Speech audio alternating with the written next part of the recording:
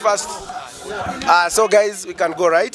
So let me first by welcoming you for this press statement, and maybe also just to thank you, by the way, for coming to support me in this press statement. So I'll start by just reading, and then maybe if there'll be questions, then you'll be able to ask me. Now, declaration of intent to vie for presidency of the Republic of Kenya come 2027. Fellow Kenyans, friends and patriots, today I stand before you with humility, courage and great conviction to announce I, Honorable Peter Kalero Salasyia, Member of Parliament for Mumias East Constituency, officially declare my intentions to vie for the presidency of the Republic of Kenya in the year 2027 general election. This moment is not about me, it is about you, the ordinary Kenyan, the civil servant whose payslip is shrinking under punitive taxes, the farmer struggling to afford fertilizer, the mother choosing between medicine and food, the young graduate sending CVs that never get answers, the Gen Z youth dreaming for a better, cleaner, fairer government. It is about Kenya, a country full of potential, yet held back by broken system, corruption, inequality, and disconnection between leaders and citizens. We cannot continue this way. It is time for a new generation of leadership, honesty, visionary, and bold. My agenda, the 5 pillars of the new Kenya: economic freedom. That one will include lowering taxes, growing incomes. The burden of the Kenyan worker is unbearable. We must ease it. As the president, I will review and reduce pay, NHIF, and NSSF reduction to protect your hard-earned salary.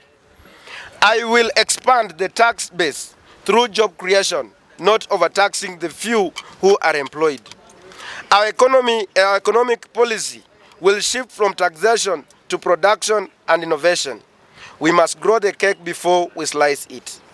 No Kenyan should feel punished for working hard. Number 2, universal health care through people-centered SHA. The Social Health Authority, SHA, must not be another burden. It must be a bridge to better health care.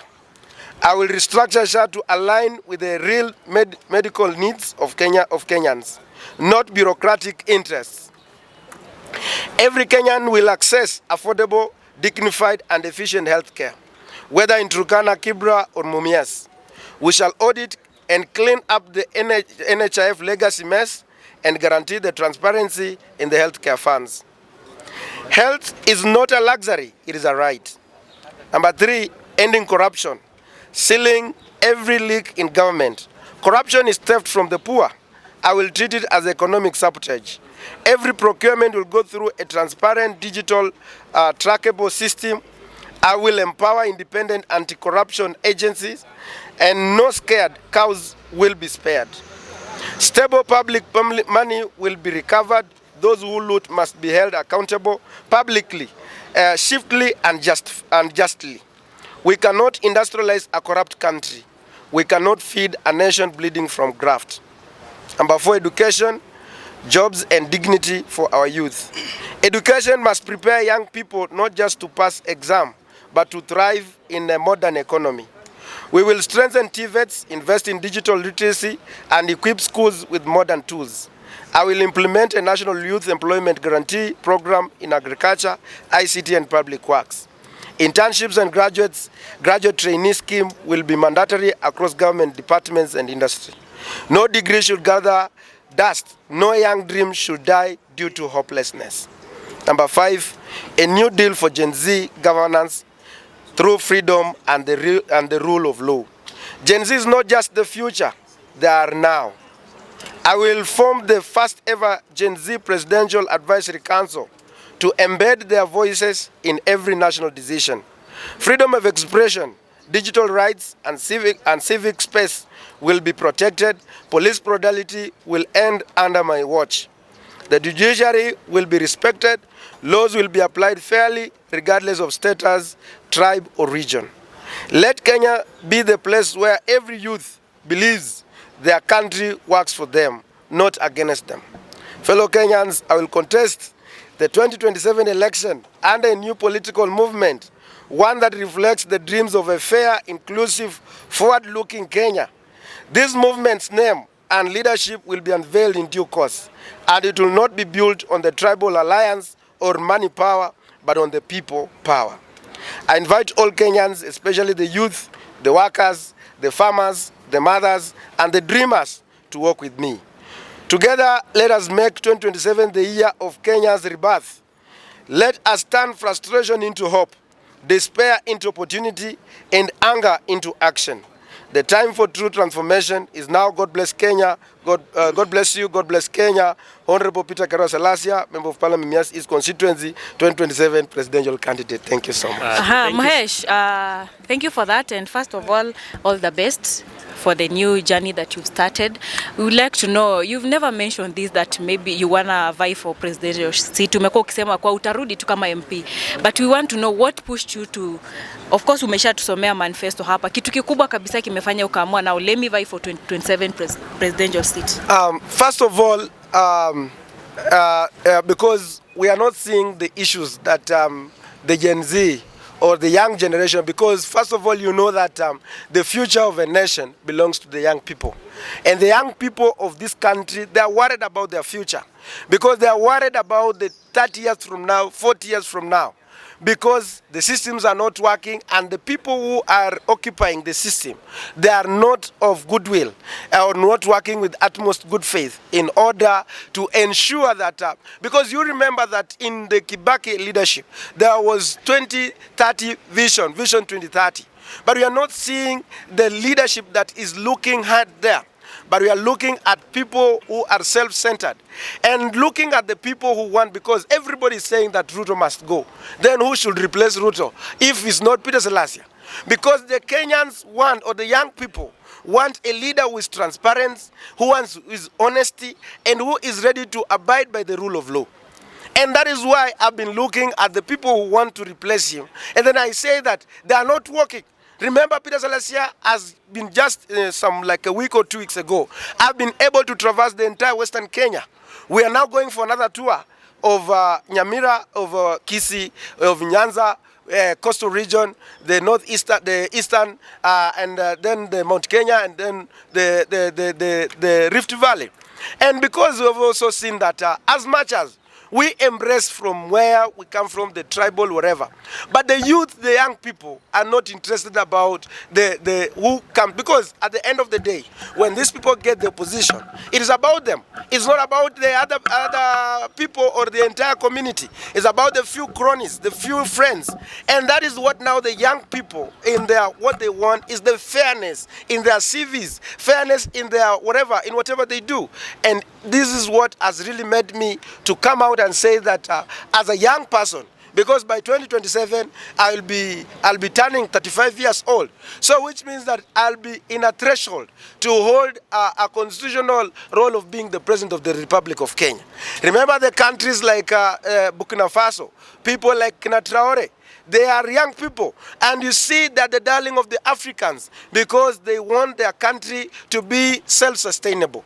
And that is why you see people like in Obama, people who took when at the, because when I take the presidents at this early age, I know I still have like about, maybe by God's grace, I want to get to around 90 or 100 years by God's grace. So which means that I have to live with these people, and I have to maintain the legacy that will enable me to live good in happiness with these people. But these people, the older generation, they don't care. They think about few years remaining, by God's grace, okay, we are not praying for anyone, whatever. And that is what has really prompted me, and I'm a leader who is who knows how to balance leadership. There is time for fun, there is time for leadership, there is time to provide way, and all those things, and all those qualities I do have.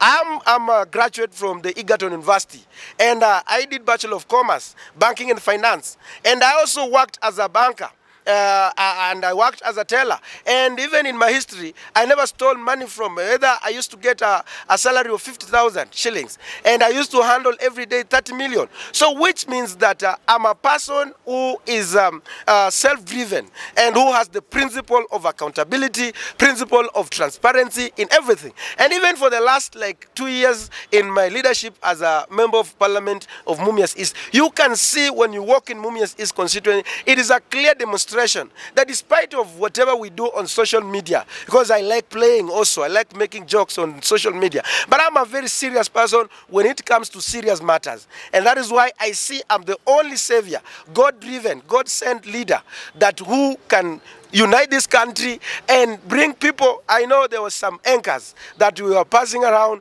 when we were saying this community is doing what, but we have healed. We are now ready to bring all the Gen Zs from Nyanza, from Kisiaya, from everywhere, so we can move together.